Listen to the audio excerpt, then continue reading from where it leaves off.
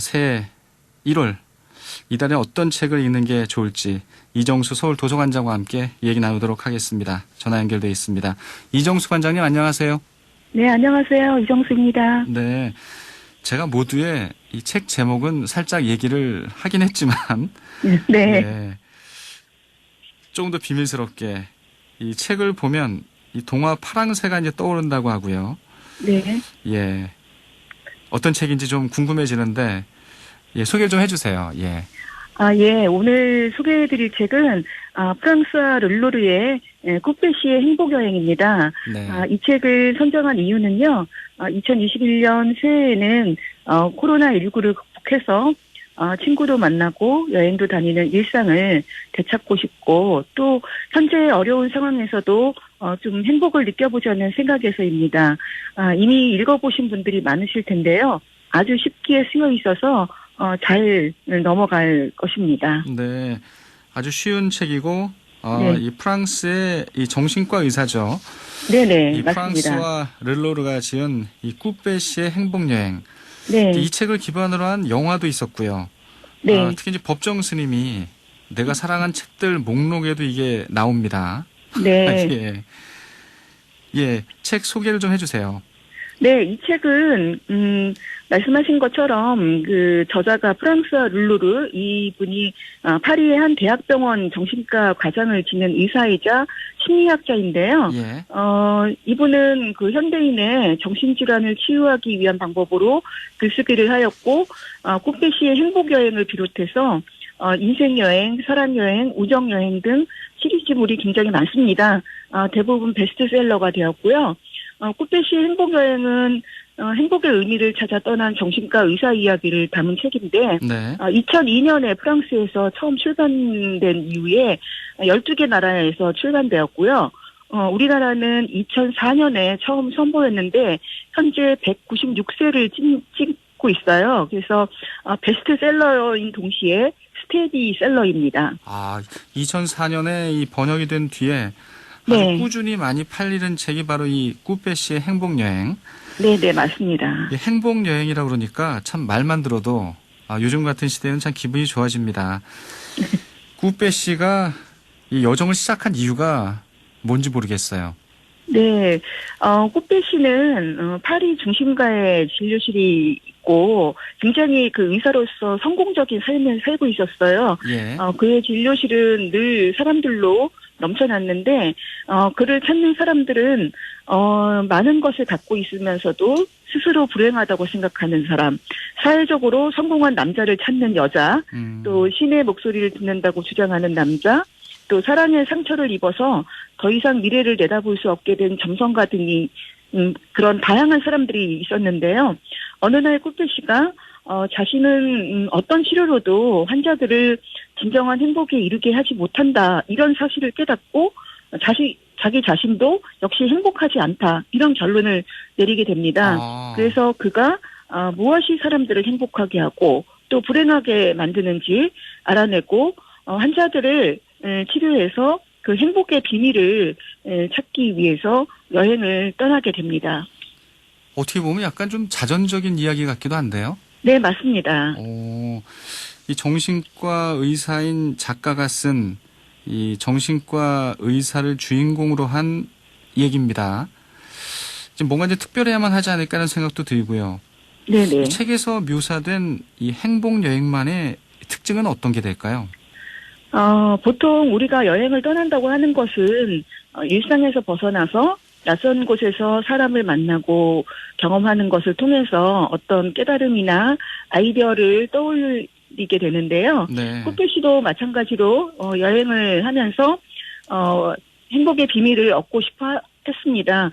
정신과 의사답게 그는 아주 치밀하고 날카로운 관찰력을 발휘해서 만나는 사람이나 상황을 보고 수첩에 행복의 비밀을 기록해 나가는데요. 예. 쿠페시가 특별한 이유는 보통 정신과 의사라면 행복을 논할 때 연구하려고 하겠죠. 이론적이거나 그렇죠. 학술적인 접근을 할 것 같은데 그는 사람들을 직접 찾아다니면서 일상생활의 에피소드에서 행복을 찾고 정의해 나가는 것이 특별하다고 볼 수 있습니다. 그는 여행을 시작하는 비행기 안에서 또 여러 나라를 여행하면서 만난 사람들을 보면서 23개의 행복의 진리를 발견하는데 사실 이 행복의 진리가 우리가 이미 알고 있는 거예요. 많은 것을 가졌음에도 자신보다 더 많은 것을 가진 이를 시기하는 사람을 보면서 꽃배 씨는 행복은 다른 사람과 비교하지 않는 것 이런 결론을 내리고요. 평범한 또, 행복을 찾게 되는 네. 거네요. 네, 파티를 여는 친구들을 보면서 행복은 파티를 여는 것 이렇게 어렵지 않고 공감할 수 있는 행복의 진리를 발견해 나가고 있습니다. 네. 그러니까 이제 뭐 비행기 안에서도 또 행복을 배우고 또 이 중국의 어느 도시를 방문해서 이 만나는 사람들로부터 또 행복의 배움을 배우고 야, 이게 참 영화로 만들어질만 하다는 생각이 드는데요. 네, 맞습니다. 영화도 굉장히 들어도. 재밌죠. 네. 그러면 좀 이렇게 눈에 띄는 여행지에서의 좀 만남 좀 네. 하나만 좀 소개해 주세요.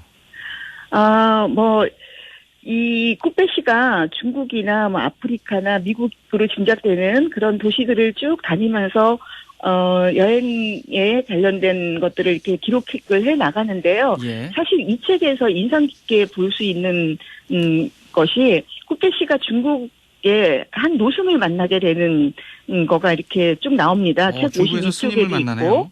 네네. 예. 뭐 있는데요. 이게 이제 꽃배 씨가 중국에서 만난 노승에게 아무래도 이제 스님이니까 행복에 대해서 지혜로운 말을 해달라고 부탁을 합니다. 예. 그래서 노승이 뭐라고 말씀하시냐면 사람들이 행복을 찾아다니는 가장 첫 번째 원인은 이 사람들이 행복을 목표라고 믿는 데 있다. 그러면서 당신이 행복에 대해서 배움을 얻기 위해서 여행을 나선 거는 너무 좋은 생각인데 여행을 마치면 나를 만나러 반드시 이곳으로 다시 와라. 이렇게 얘기를 합니다. 그래서 책 186쪽 이후를 이렇게 보면은 여행을 마친 꽃배 씨가 드디어 노승을 다시 만나러 갑니다. 다시 만나는군요. 네네. 그래서 꽃배 씨가 본인이 이제 수첩에다가 기록한 행복의 목록을 노승에게 드리고 그것을 다 읽은 노승이 뭐라고 말씀하시냐면 꽃배 씨 당신은 마음 공부를 너무 훌륭하게 해서 내가 더 이상 덧붙일 것이 없다. 함께 산책을 하자. 이렇게 얘기를 하고요. 예. 산책을 하면서 노승이 말씀하시기를 진정한 지혜는 이 풍경 속에서 한순간에 발견할 수도 있고 아니면 언제까지나 깊이 감추어져 있을 수도 있다. 이렇게 말하고요. 꽃배 씨가 행복을 목표라고 여기는 것이 잘못된 생각이냐? 이렇게 질문을 하는데요. 예. 그때 노승의 대답이 사실 이 책의 핵심 메시지라고 생각하는데 제가 한번 읽어드릴 테니까 잘 들어보세요. 재밌네요. 네. 진정한 행복은 먼 훗날 달성해야 할 목표가 아니라 지금 이 순간 존재하는 것입니다. 인간의 마음은 행복을 찾아 늘 과거나 미래를 달려가지요. 그렇기 때문에 현재의 자신을 불행하게 여기는 것이지요. 행복은 미래의 목표가 아니라 오히려 현재의 선택이라고 할 수 있지요. 지금 이 순간 당신이 행복하기로 선택한다면 당신은 얼마든지 행복할 수 있습니다.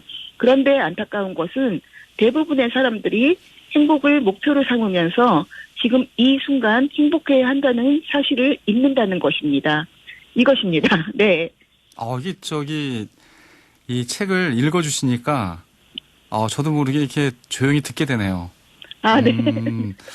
이게 이 저자인 이 프랑스와 르로르가 네. 제 생각에는 스스로가 이렇게 이 많은 사람들을 또 상담도 하고 치료도 해주면서 또 세계 곳곳을 여행 다니면서 네. 느꼈던 부분을 사실 약간 소설의 형식으로 네. 쓴 게 아닌가라는 생각이 들고요. 네. 네. 이 꽃배 씨의 행복 여행은 아주 쉬우면서도 많은 분들한테 이 감동을 줄 것 같은데요. 네, 네, 맞습니다. 예. 사실 왜냐면 우리나라 분들이야 뭐 더 익숙할지 모르겠지만 또 목표의식이 강해가지고 네. 이 목표라는 말 들으면은 사실 어떤 성장에 좋은 동력으로 삼긴 하지만 꼭 목표가 또 행복은 또 아니다 이런 얘기인데 비슷합니다. 그 얘기와. 네네. 예. 네. 이제 뭐 결론 부분으로 가야 될 것 같은데요. 네, 맞습니다. 예, 저희가 보통 이제 저희 어떤 중장기 계획이나 이런 거를 볼 때도 행복이란 단어가 나타나는 그런 사례들이 좀 있었어요. 예. 그래서 우리의 목표가 행복이구나 이런 생각을 저도 간혹 했었는데 이 책은 행복을 목표로 여기는 것은 잘못된 생각이라고 얘기합니다. 네. 근데 우리가 바쁘게 몰아치는 삶을 살다 보면 행복이라는 것이 뭔지 사실 있고 그냥 이제 살아가고요. 또 많은 사람들이 행복이라는 것보다는 또 남보다 나은 삶을 싶어하는 욕구가 굉장히 많이 있잖아요. 아, 그죠. 그런데 세상에는 너무나 많은 남이 있고 또 나 자신도 날마다 더 나은 삶을 추구하고 싶어하는 욕심이 있습니다. 그래서 결국은 아주 작은 것에서부터 행복을 느끼는 그런 것을 잊고 있는데요. 이 책의 결론은 결국은 행복은 나로부터 오는 것이다. 내가 어떤 시선으로 행복을 바라볼 것인지, 내가 나의 행복을 어떻게 가꾸어 나갈 것인지는 외부와 상관없이 나에게 달려 있다는 것입니다. 지금 사실 이제 마스크 쓰고 사회적 거리두기 지켜야 되고요. 네네. 많은 분들이 힘든데 이 힘든 마음에 아주 촉촉한 이 느낌을 주는 아주 좋은 글인 것 같네요. 이정수 한번 서울 도서관장님이 읽어보시기 권하는 바랍니다. 책 좀 많이 네. 읽으셨으면 좋겠는데 네네. 이거 언제 처음 읽으셨어요, 관장님은? 저는 예전에 이것이 저희 그 도서관에서 다 같이 그 도서관 이용자들과 함께 읽는 그 선정 도서였어요. 그래서 한 2010년 정도에 한번 읽었습니다. 네. 아, 그렇군요. 아니, 네네. 법정스님이 이렇게 권하실 정도면 생전에 네. 네. 꼭들 다들 좀 읽어보실 것 같은데 네. 네. 이 프랑스와 르로르 작가는 그 후에 어떻게 정신과 의사는 그만두셨나요? 지금은 안 하시는 걸로 알고 있습니다. 네. 제 느낌에는 네. 의사로서 이렇게 생활이 많이 힘드셨을 것 같은 다른 데서 행복을 찾으실 것 같은 그런 생각이 그래서 들고요. 글쓰기를 통해서 본인이 행복을 느꼈지 않을까라는 생각을 하고 있습니다. 예. 네. 꾸빼 씨의 행복여행. 예. 1월 첫 주에 이달에 읽을 책으로 우리 관장님이 소개를 해주셨네요. 예. 저도 한번 꼭 읽어보도록 하겠습니다. 네네. 예, 오늘 말씀 잘 들었습니다. 고맙습니다. 네네. 예, 고맙습니다. 이정수 서울 도서관장이었습니다.